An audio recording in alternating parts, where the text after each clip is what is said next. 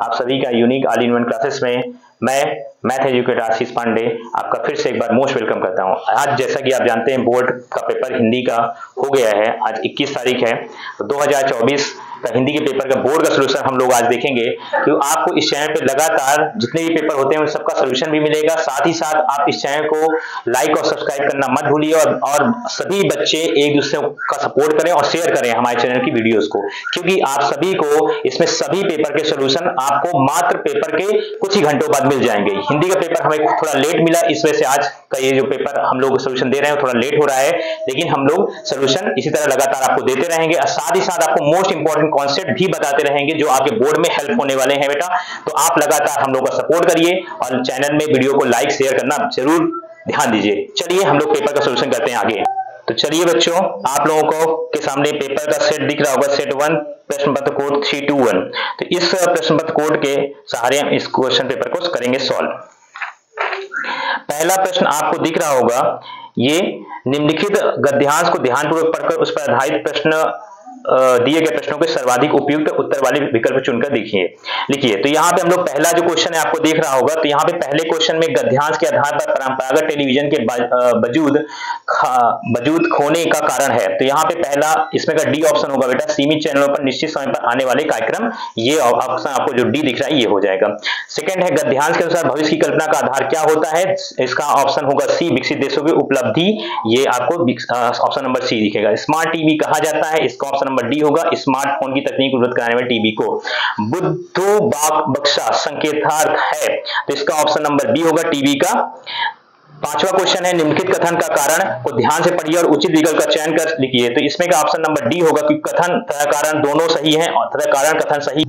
Question number second आप देख रहे होंगे, क्वेश्चन नंबर सेकंड में निम्नलिखित काव्यांश को ध्यानपूर्वक पढ़कर उस पर आधारित दिए गए प्रश्नों के सर्वाधिक उपयुक्त उत्तर वाले विकल्प चुनकर लिखिए। पहला आपको क्वेश्चन दिख रहा होगा, काव्यांश पढ़ के आप लोगों ने किया होगा यहाँ पे। तो यहाँ पे पहला है, अधिया झड़ी प्रचंड समीर पंक्ति के में अंधिया और प्रचंड समीर प्रतीकार्थक है। तो यहाँ पे ऑप्शन नंबर सी होगा, देश में समय समय भारतीयों में आए पतन का। सेकंड है, विजय केवल लोहे की नहीं धर्म की रही, धरा पर धूम का आशय है। तो इसमें का ऑप्शन नंबर सी होगा, धर्म के मार्ग पर चलकर ही लोगों को जीता जा सकता है और अस्तित्व से नहीं। हम हरमी ने दिया शांति संदेश में हरमी किसके लिए प्रयुक्त हुआ है। तो यहाँ पे ऑप्शन नंबर बी होगा, भारतवासियों के लिए। अब आप चौथा क्वेश्चन देख रहे होंगे, काव्यांश के आधार पर उपयुक्त विकल्प छांट कर लिखिए। तो यहाँ पे भारत में सबके लिए भिक्षाटन की परंपरा रही है। सेकंड ऑप्शन, यहाँ राजा भी निर्लिप्त भाव से रहते हैं। तो सेकंड ऑप्शन होगा यहाँ पे। पांचवा है, कथन और कारण पर विचार करते हुए सही विकल्प चुनकर लिखिए। तो पांचवे में आपको दिख रहा होगा, कथन सही है किंतु कारण गलत है, ए ऑप्शन। तीसरा क्वेश्चन, निर्देशानुसार रचना के आधार पर वाक्य भेद पर आधारित 5 बहुविकल्पी प्रश्नों में से किन्हीं 4 प्रश्नों के सही विकल्प चुनकर देना है। तो यहाँ पे कस्बे में लड़कों और लड़कियों का स्कूल था, इस वाक्य का संयुक्त वाक्य होगा ऑप्शन नंबर ए। और सेकंड वाले में, यदि संस्कृति का कल्याण की भावना से नाता टूट जाएगा तो वह संस्कृति बन जाएगी। तो इसका ऑप्शन नंबर सी होगा। तो आप अच्छे से इन ऑप्शनों को चेक कर सकते हैं। अगला जो है वो आपको थर्ड क्वेश्चन दिख रहा होगा, निम्नलिखित वाक्यों में सरल वाक्य पहचान कर नीचे दिए गए विकल्पों में से सर्वाधिक उपयुक्त उत्तर वाला विकल्प चुनकर लिखिए। तो इसमें का ऑप्शन नंबर आपको दिख रहा होगा ए है, और निम्नलिखित वाक्यों में मिश्र वाक्य का उदाहरण जो है उसमें भी ऑप्शन नंबर आपका ए होगा चौथे क्वेश्चन में। पांचवे में स्तंभ वाला है, तो स्तंभ में ऑप्शन नंबर डी होगा बेटा। और चौथा क्वेश्चन, निशान वाच्य पर आधारित 5 विकल्पी प्रश्नों के किसी 4 प्रश्नों के सही उत्तर देने हैं। तो लेखक ने सरकारी नौकरी से त्यागपत्र दे दिया, इस वाक्य का वाच्य पहचान कर। तो इसमें का ऑप्शन नंबर डी होगा, कृतवाच्य होगा। और इसके बाद आप सेकंड क्वेश्चन देखिए बेटा, तो यहाँ पे निम्नलिखित वाक्यों में भाववाच्य का उदाहरण वाक्य नहीं है। तो इसमें ऑप्शन नंबर बी होगा, मोहित बहुत सुरीला गा पाता है। इसके बाद थर्ड क्वेश्चन, द्विवेदी जी द्वारा स्त्रियों की शिक्षा देने की वकालत की गई, यह वाक्य किस वाच्य का है। तो इसमें ऑप्शन नंबर डी होगा, कृतवाच्य। इसके बाद चौथा क्वेश्चन, निम्नलिखित वाक्यों में कर्मवाच्य पहचान कर नीचे दिए गए विकल्पों में से सर्वाधिक उपयुक्त उत्तर वाला विकल्प चुनकर लिखिए। तो इसमें का ऑप्शन नंबर सी होगा, 3 और 4। यहाँ पे दिख रहा होगा ऑप्शन नंबर 3 और 4। पांचवा, स्तंभ 1 और स्तंभ 2 में सुमेलित कीजिए और सही विकल्प का चयन कीजिए। तो इसमें का ऑप्शन नंबर ए होगा जो आपको दिख रहा होगा।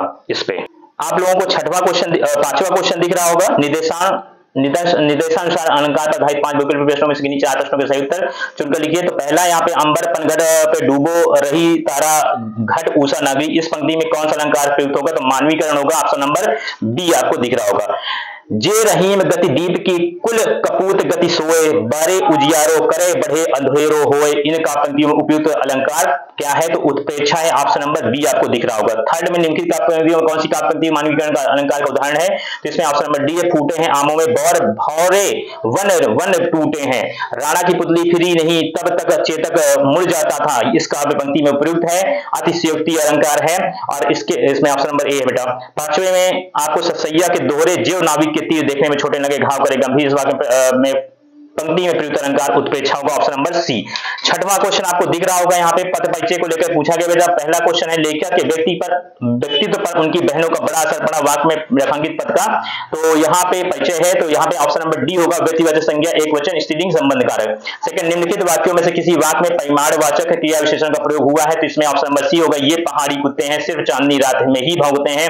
थर्ड क्वेश्चन आप देखिए ध्यान से, माता जी ने अपनी बीमारी का एहसास हमें नहीं होने दिया में रेखांकित पद का परिचय है, सर्वनामिक विशेषण एक वचन स्त्रीलिंग बीमारी विशेष। और इसके बाद चौथा क्वेश्चन, हालदार साहब अपने काम में के सिलसिले में कस्बे से गुजरते थे में रेखांकित पद का परिचय होगा। तो ऑप्शन नंबर सी स्थानवाचक क्रिया विशेषण, गुजरना क्रिया की विशेषता। पांचवा क्वेश्चन, आगे की पढ़ाई के लिए मैं भी बाहर जाना चाहती थी में रेखांकित पद का परिचय है, बी ऑप्शन उत्तम पुरुष सर्वनाम स्त्रीलिंग एक वचन करता। अगला क्वेश्चन आप सभी बच्चे देख रहे होंगे, निम्नलिखित पठित गद्यांश पर आधारित बहुविकल्पी प्रश्नों के उत्तर सर्वाधिक उपयुक्त विकल्प, तो इसमें चुनकर लिखिए। तो यहाँ पे आपको पहला क्वेश्चन दिख रहा है, पान वाला आंखों ही आंखों क्यों हंसा? तो आप पढ़ेंगे अच्छे से, तो यहाँ पे पहला ऑप्शन होगा ओरिजिनल चश्मे की बात पर या उसकी व्यापक व्यंग्यात्मक हंसी थी। दूसरा है मास्टर बनाना भूल गया, यहाँ मास्टर के संदर्भ में अनुपयुक्त विकल्प है, तो यहाँ पे ऑप्शन नंबर बी होगा मोतीलाल। और तीसरा है ग्राहक नेताजी की मूर्ति पर लगा चश्मे का फ्रेम क्यों ले लेते थे? तो ऑप्शन नंबर सी होगा, नेताजी पर लगे होने के कारण वह उन्हें पसंद आ जाता था। तो अब अगला क्वेश्चन हम लोग देखेंगे चौथा। अब हालदार साहब को बात कुछ कुछ समझ में आई, इस पंक्ति के संदर्भ में लिखिए कि हालदार साहब क्या समझ गए। तो पहला ऑप्शन मूर्ति के चश्मे के बार बार बदले जाने के कारण, इसमें का ऑप्शन नंबर ए होगा। पांचवा क्वेश्चन, कैप्टन मूर्ति के चश्मे का फ्रेम उतारते हुए उनसे क्षमा भी मांगता होगा, लेखक के इस अनुमान का क्या कारण हो रहा होगा? तो इसमें ऑप्शन नंबर सी, कैप्टन को यह लगना कि चश्मे के बिना नेताजी तकलीफ में है। अगला क्वेश्चन आपको आठवां क्वेश्चन दिख रहा है, गद्य पाठों के आधार पर निम्नलिखित दो बहुविकल्पी प्रश्नों के सर्वाधिक उपयुक्त विकल्प चुनकर लिखिए। तो इसमें पहला जो है आपको यहाँ पे दिख रहा होगा, ऑप्शन ए, उनकी मां अपने बच्चों से भेदभाव करती थी, लेकिन यहाँ पे आंसर होगा ऑप्शन बी, उनकी मां बहुत अधिक पढ़ी लिखी नहीं थी।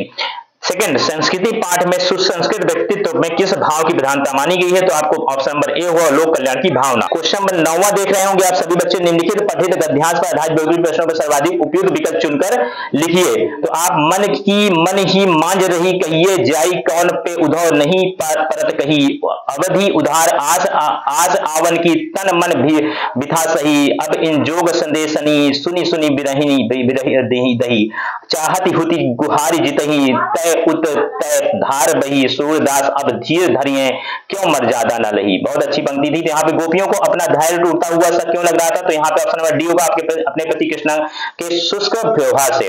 सूरदास के इस पद की भाषा, तो आपको दिख रहा होगा ऑप्शन नंबर ए सेकंड में। थर्ड में गोपियां अब तक व्यथा को सहन कर सकी थी, तो इसमें ऑप्शन नंबर सी, कृष्ण के आने की आस में। सूरदास के पद क्वेश्चन नंबर 4 के अनुसार किसके मन की कौन सी बात में ही रह गई? तो इसमें ऑप्शन नंबर सी होगा, गोपियों की कृष्ण से मिलन की। गोपियों की बिना अग्नि और अधिक प्रदीप्ति क्यों हो जाती है? ये क्वेश्चन नंबर 5, इसका ऑप्शन नंबर होगा सी, उद्धव के योग संदेश से। अगला क्वेश्चन आपको क्वेश्चन नंबर 10 दिख रहा होगा आपको, तो पाठ्य पुस्तक में आधारित कविताओं पर निम्नलिखित दो प्रश्नों के सर्वाधिक उपयुक्त विकल्प चुनकर लिखिए। तो यहाँ पे ऑप्शन नंबर पहला क्वेश्चन का जो ऑप्शन होगा वो ऑप्शन नंबर सी होगा, क्योंकि यहाँ क्वेश्चन पूछा गया, यह दंतुरित मुस्कान कविता में बच्चा अपने पिता को क्यों नहीं पहचान पाता? तो यहाँ पे पहला सी ऑप्शन होगा। सेकेंड क्वेश्चन, आत्मकथित कविता के आधार पर लिखिए कि कवि अपने जीवन पथ की थकान कैसे दूर करता है? तो यहाँ पे ऑप्शन नंबर ए होगा बेटा, अपने अतीत की सुखद स्मृतियों के सहारे होगा। आप सभी बच्चों को हम लोगों ने अभी सेट 1 जो अभी कराया है उसमें 3-2-1 ये प्रश्न पत्र कोड था, जो अभी सॉल्यूशन आप लोगों को हम लोगों ने यहाँ पे दिया है इस वीडियो के माध्यम से। अब इसमें बेटा आपको प्रश्न पत्र 3-2 सेट 1 है, लेकिन प्रश्न पत्र कोड जो है वो 3-2-1 है। उस प्रश्न पत्र का कोड भी 321 था। इसी तरह से मेरे पास एक दूसरा प्रश्न पत्र कोड है 323 बेटा, 323 आप देख पा रहे हैं, 323 प्रश्न पत्र कोड। तो इस प्रश्न पत्र कोड के भी आपको सारे क्वेश्चन के आंसर इसी मिल जाएंगे, बस क्वेश्चन की अदला बदली है जो कि कहीं आगे पीछे दिए गए हैं। आप इसी तरह से आपको हमारे चैनल के माध्यम से वीडियो का पूरा एनालिसिस मिलेगा, आपको सारे सॉल्यूशन यहाँ पे प्रोवाइड होंगे। Unique all in one classes का जो चैनल है हम लोगों का, हमारी टीम लगातार आप लोगों के लिए हार्ड वर्क कर रही है, चाहे वो सीबीएसई बोर्ड के बच्चे हों या यूपी बोर्ड के बच्चे हों। हम लोग लगातार पेपर पे एनालिसिस कर रहे हैं और आपको जल्द से जल्द पेपर का सॉल्यूशन भेजने की पूर्ण कोशिश कर रहे हैं। और अगले पेपर जो 26 को अंग्रेजी का होना है उसमें भी आपको पूर्ण सॉल्यूशन के साथ वीडियो प्रेजेंट होगा। और आप उन वीडियो को शेयर करना, लाइक करना ना भूलें, हमें सब्सक्राइब करें। तो thank you, you are watching this video.